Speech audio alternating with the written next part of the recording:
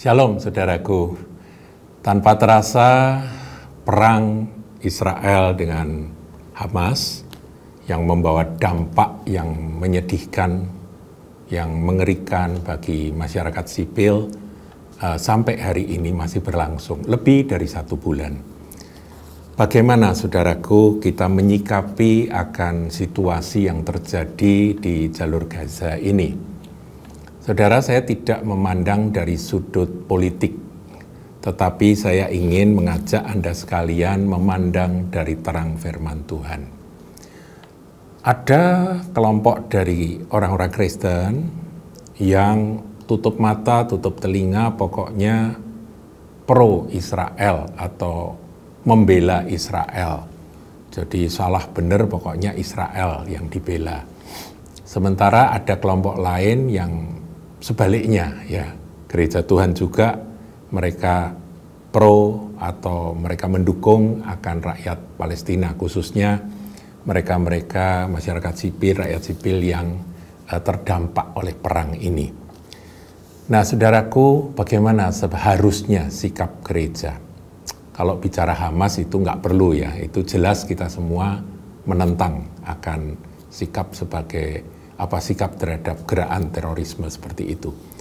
Tetapi orang Palestina, orang Arab Palestina ini memang mereka kan masyarakat sipil. Mereka rakyat sipil yang mencari nafkah dengan kegiatan kehidupan sehari-hari. Dan ketika mereka terdampak oleh perang yang mengerikan ini, bom berjatuhan dan mereka harus menjadi korban. Bagaimana sikap kita? Kita gereja Tuhan, saudaraku, adalah representasi dari hatinya Tuhan. Tuhan atau Allah kita itu adalah kasih. Jadi mestinya kita mengasihi orang-orang yang menderita. Jadi siapapun mereka, kalau mereka menderita, mereka wajib dibantu, wajib ditolong, wajib didoakan, saudaraku. Itu sikap kita.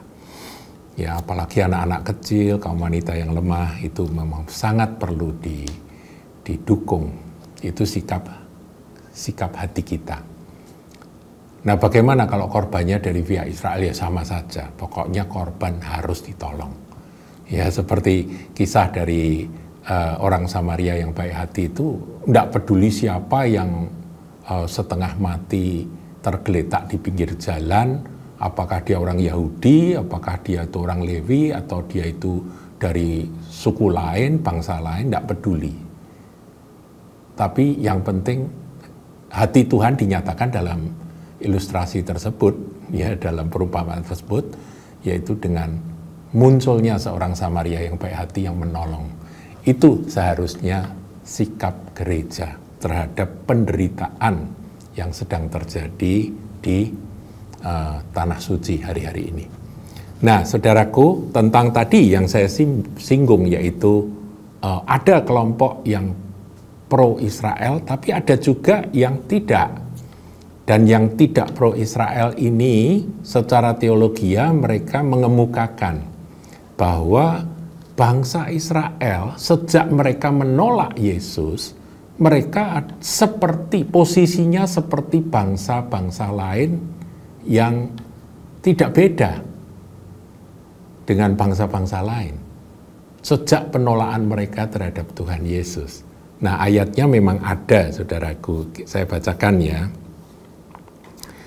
Saya bacakan Roma 11 ayat 20. Ini tentang Israel yang diumpamakan sebagai pohon zaitun, saudara. Baiklah, mereka dipatahkan karena ketidakpercayaan mereka. Jadi Israel, orang-orang Yahudi itu dipatahkan, dipotong gitu ya, karena mereka tidak percaya pada Yesus Kristus, Sang Mesias yang sudah datang. Karena ketidakpercayaan mereka. Dan kamu, ini gereja Tuhan, umat Tuhan yang mungkin mereka Yahudi, mereka Yunani, mereka dari bangsa-bangsa lain, tapi ini kelompok gereja, tegak tercacak oleh iman. Janganlah kamu sombong, tetapi takutlah. Jadi kepada gereja Tuhan yang terdiri dari bangsa-bangsa lain, itu jangan sombong. Jangan sombong, tapi takutlah, biar kita gentar. Ayat 21, sebab kalau Allah tidak menyayangkan cabang-cabang asli, yaitu orang Yahudi yang menolak Yesus tidak disayangkan, Ia juga tidak akan menyayangkan kamu. Sebab itu perhatikanlah kemurahan Allah dan juga kekerasannya, yaitu kekerasan atas orang-orang yang telah jatuh. Tetapi atas kamu kemurahannya, yaitu jika kamu tetap dalam kemurahannya. Jika tidak, kamu pun akan dipotong juga. Jadi peringatan yang keras. Perhatikan akan kemurahan Allah, tapi juga kekerasannya. Kalau terhadap orang Yahudi yang menolak akan keselamatan di dalam Yesus Kristus, mereka dipotong, kamu juga akan dipotong kalau kamu tidak tetap tinggal dalam kemurahan Allah tersebut. Yesus adalah kasih karunia, ya. Di dalam Kristus itu dia penuh dengan kasih karunia dan kebenaran. Ayat 23 ini juga nggak boleh dilupakan, saudaraku. Tetapi mereka pun akan dicangkokkan kembali jika mereka tidak tetap dalam ketidakpercayaan mereka, sebab Allah berkuasa untuk mencangkokkan mereka kembali. Ya, jadi masalahnya adalah penolakan dari orang-orang Yahudi, bangsa Israel, sehingga mereka dipotong. Dan memang sejak saat itu, saudaraku, bangsa Israel atau orang-orang Yahudi itu sangat-sangat menderita.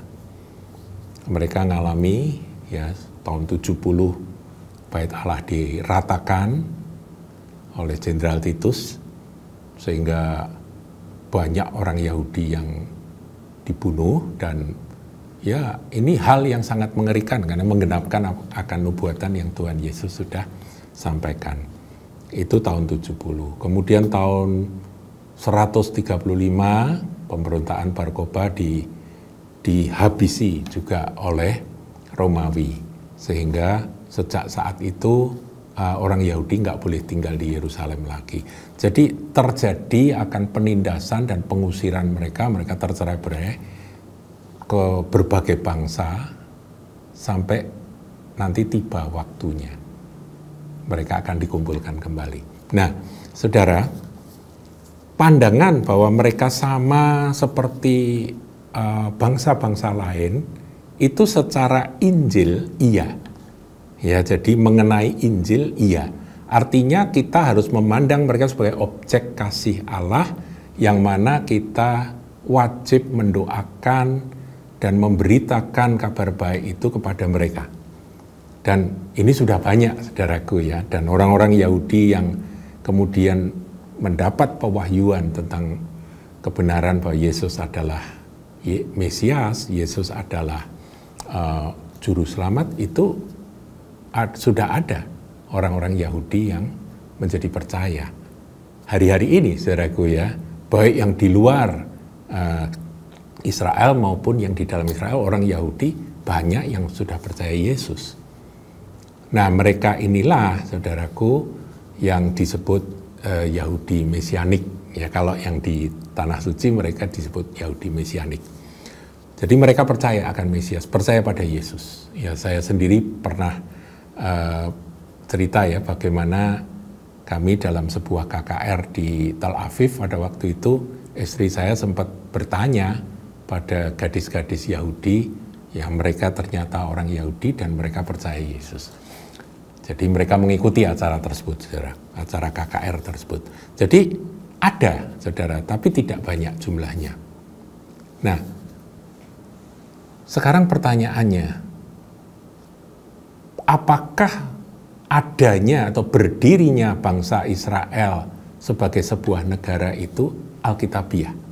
Nah, ini pertanyaan. Karena mereka sudah terusir, ya, sudah 1900 tahun mereka itu tercerai-berai, dan kemudian mereka tiba-tiba bisa menjadi bangsa yang merdeka. Tanggal 14 Mei 1948.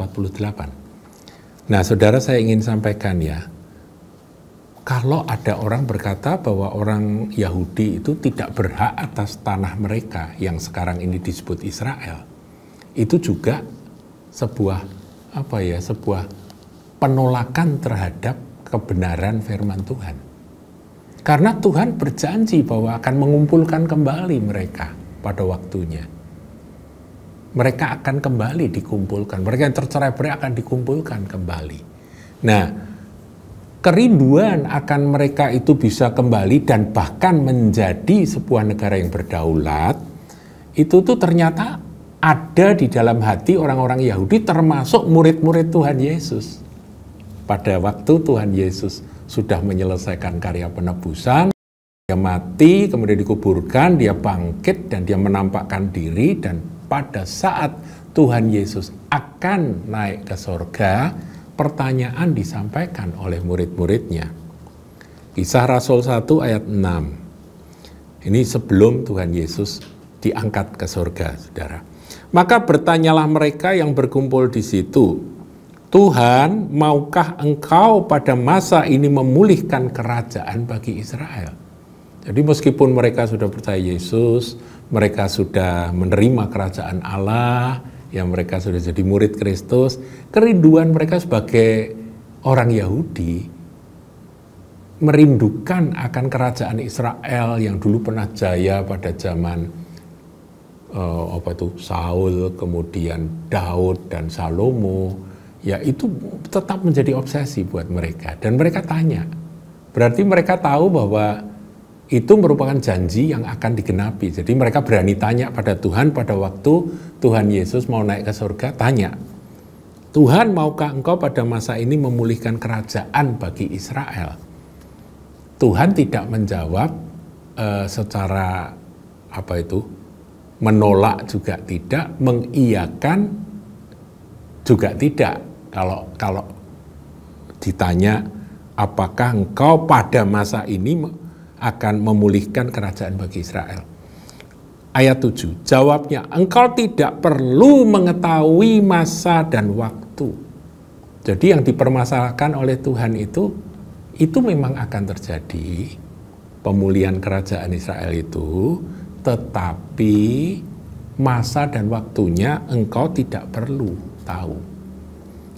Sebab apa? Ya, kalimat berikut, yang ditetapkan Bapa sendiri menurut kuasanya. Jadi Tuhan itu punya rencana, Bapa di sorga punya rencana bahwa Israel akan kembali dipulihkan menjadi sebuah bangsa yang berdaulat. Ya, kerajaan artinya punya pemerintahan sendiri. Itu menurut kuasa yang ada pada Bapa dan menurut waktunya Tuhan. Nah, bagi kita, murid-murid Tuhan, Tuhan mengalihkan. Tetapi kamu akan menerima kuasa kalau Roh Kudus turun ke atas kamu dan kamu menjadi saksiku di Yerusalem dan seluruh Yudea, Samaria, dan sampai ke ujung bumi. Nah, itu tugas dari gereja Tuhan sejak Tuhan Yesus naik ke surga. 10 hari kemudian Roh Kudus tercurah, dan inilah misi dari gereja Tuhan sampai akhir zaman. Tapi tentang janji bahwa kerajaan Israel akan dipulihkan, iya, ada. Jadi kalau ada gereja Tuhan yang mengatakan bahwa Israel tidak berhak atas tanah yang sekarang diduduki, itu adalah tanahnya Palestina, itu juga ngawur, saudaraku. Artinya mereka menolak akan apa yang diucapkan oleh Tuhan kita Yesus Kristus. Ngerti ya, saudaraku ya? Nah, tentang perdamaian, kita harus membawa damai, saudaraku. Berbahagialah kita yang membawa damai, karena kita akan disebut anak-anak Allah kan. Jadi kita tetap mengusahakan, mendoakan perdamaian, menyerukan perdamaian. Tetapi pengertian kita berdasarkan firman Tuhan harus jelas. Memang Israel harus berdiri. Dan ternyata memang berdiri, dan itu merupakan mujizat. Saya pernah membaca ya, kalau nggak salah Ratu Elizabeth itu pernah tanya pada seorang hamba Tuhan, buktikan bahwa firman Tuhan itu benar. Maka hamba Tuhan itu berkata, Ratu, jawaban saya cuma satu, Israel. Loh, maksudmu? Ya, Israel bisa merdeka menjadi satu bangsa yang berdaulat, itu bukti bahwa firman Tuhan benar. Karena ini bangsa sudah tercerai-berai, udah ribuan tahun. Dan tiba-tiba mereka bisa disatukan, dan itu terjadi setelah mereka mengalami pembantaian yang disebut dengan Holocaust. Ya, pembantaian oleh Hitler dan Nazinya itu, mereka betul-betul mengalami pembantaian, genosida yang sangat mengerikan. Diperkirakan kurang lebih 6 juta jiwa orang Yahudi karena gerakan antisemit yang begitu mengerikan. Mereka mati di kamar gas, mati ditembak, mati digantung dan sebagainya, mati kelaparan dan sebagainya. Itu kisahnya kan kita masih bisa trace, masih bisa telusuri bagaimana mengerikannya peristiwa ketika Hitler itu mencoba untuk menghapus akan suku bangsa Yahudi ini, saudaraku. Tapi justru setelah itu mereka malah semakin kompak dan akhirnya berdirilah negara Israel 14 Mei 1948. Pohon ara bertunas, saudaraku. Waktunya sudah dekat, sudah di ambang pintu. Musim panas sudah dekat. Ya, jadi ini adalah firman Tuhan. Jadi Israel memang harus berdiri, saudaraku. Ya, dan itu adalah tanda, itu adalah lonceng zaman bahwa Tuhan nanti pada waktunya akan kembali. Yang sudah dipatahkan, sudah dipotong itu nanti akan kembali ditanam, ayat 24 dari Roma 11 tadi, sebab jika kamu telah dipotong sebagai cabang dari pohon zaitun dan bertentangan dengan keadaanmu itu, kamu telah dicangkokkan pada pohon zaitun sejati, terlebih lagi mereka yang menurut asal mereka akan dicangkokkan pada pohon zaitun mereka sendiri. Jadi gini loh gambaran ini pohon zaitun, saudaraku. Pohon zaitun itu cabang-cabang ini disebut cabang utamanya itu adalah orang-orang Yahudi. Karena mereka menolak Yesus, mereka dipotong. Kemudian bangsa lain yang percaya Yesus dicangkokkan. Ya, dicangkokkan sehingga inilah gereja Tuhan. Ini hampir 2000 tahun. Dan puji Tuhan hari-hari ini mulai ada pencangkokan kecil dari orang-orang Yahudi yang percaya Yesus. Tapi nanti sebagai sebuah bangsa, mereka akan kembali dicangkokkan kepada pohon zaitun mereka sendiri, yaitu ayat 24. Itu terjadi kapan? Nah, kita lihat ayat 25. Roma 11 ayat 25. Sebab saudara-saudara, supaya kamu jangan menganggap dirimu pandai, aku mau agar kamu mengetahui rahasia ini. Sebagian dari Israel telah menjadi tegar sampai jumlah yang penuh dari bangsa-bangsa lain telah masuk. Jadi Tuhan akan mengizinkan bangsa-bangsa lain masuk iman, percaya Yesus, diselamatkan, gitu ya. Dan Israel tetap tegar. Sampai hari ini mereka menolak ya. Kemarin saya lihat di tayangan YouTube ada seorang mencoba memberitakan Yeshua HaMashiach begini ya, tentang Yesus Kristus, Juru Selamat dunia gini. Dialah anak domba yang tersembelih. Diludahi, saudaraku. Mereka meludah. Najis itu gitu.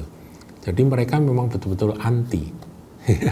Anti. Tapi nanti, saudara, kita tunggu waktunya. Injil tetap diberitakan dan ada 1-2 yang selamat. Tetapi sebagian besar dikatakan sebagian dari Israel telah menjadi tegar. Sementara jumlah bangsa-bangsa lain masuk. Ayat 26, dengan jalan demikian seluruh Israel akan diselamatkan seperti ada tertulis. Dari Sion akan datang penebus. Ia akan menyingkirkan segala kefasikan daripada Yakub. Dan inilah perjanjianku dengan mereka apabila aku menghapuskan dosa mereka. Jadi posisi mereka, saudaraku, itu seperti ayat 28. Saya akan bacakan. Mengenai Injil, mereka adalah seteru Allah. Sekarang mereka musuh Allah. Mereka melawan Allah karena mereka menolak Injil, kabar baik. Yaitu tentang Yesus Kristus, Juru Selamat manusia. Oleh karena kamu, tetapi mengenai pilihan, mereka adalah kekasih Allah. Ini nggak bisa berubah, saudaraku. Jadi Israel itu tetap kekasih Allah oleh karena nenek moyang. Jadi garis keturunan secara darah, secara jasmani, itu tetap oleh Tuhan tetap diingat bahwa ini adalah kekasih. Jadi kalau ada orang bilang bahwa Israel begini begitu ya, nah itu harus ngerti firman ini. Kalau saya secara Injil mereka seteru Allah, memang firman katakan. Jadi kita harus memberitakan Injil kepada mereka dengan berbagai macam cara. Ada gerakan-gerakan penginjilan kepada orang-orang Yahudi. Tetapi secara pilihan, mengenai pilihan, mereka adalah kekasih Tuhan. Mereka tetap bangsa pilihan, saudara. Ini tidak bisa dipungkiri, nggak bisa ditolak. Jadi pandangan kita ya dua-dua. Mereka memang menolak Injil, jadi mereka menjadi seteru Allah. Tapi bukan berarti bahwa Allah melupakan mereka. Masih ada urusan dari Bapa di surga terhadap bangsa ini. Nah, urusan itu nanti akan diselesaikan setelah genap jumlah bangsa-bangsa lain masuk. Mereka akan bertobat, mereka akan berbalik, mereka akan percaya. Nah, inilah yang sesuatu yang sebab itu dikatakan, aku mau agar kamu mengetahui rahasia ini. Ayat 25 itu rahasia itu misteri, mustorio ya. Mustorion, jadi misteri. Nah, terus ayat 29, sebab Allah tidak menyesali kasih karunia dan panggilannya. Jadi Allah itu tidak menyesali akan aku kok pernah berkasih karunia dan memanggil akan Abraham dan berfirman bahwa keturunanmu akan begini-begini. Itu Tuhan tidak mencabut itu. Meskipun keturunan Abraham secara daging sebagian besar menolak akan Yesus Kristus. Paham ya saudaraku ya? Jadi ayo kita kita jadi dewasa lah dalam hal ini.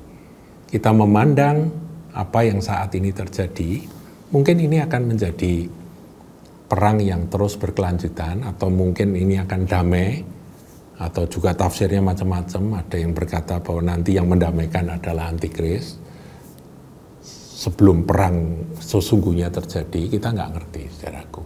Sebab tafsiran dari kitab Wahyu, tafsiran dari kitab Yeskiel dan sebagainya itu ya beda-beda, saudara ya. Ada yang menafsirkan Gog Magog itu 2 kali terjadi, sebelum dan setelah kerajaan 1000 tahun. Ada yang menafsirkan sekali, karena di perjanjian baru munculnya cuma sekali Gog Magog. Ada yang mengatakan bahwa itu bukan Gog Magog, itu adalah Harmagedon dan sebagainya. Kita tidak akan membahas itu, saudaraku. Tapi sikap kita terhadap bagaimana dengan konflik perang antara Israel dan Palestina, clear. Terhadap perang itu sendiri, kita tidak membela siapa-siapa. Kita membela akan mereka-mereka yang menderita, yang jadi akibat. Dan kita menyuarakan damai, sebab kita pembawa damai. Itulah gereja Tuhan. Semua pengertian kita tentang siapakah Israel harus alkitabiah seperti tadi.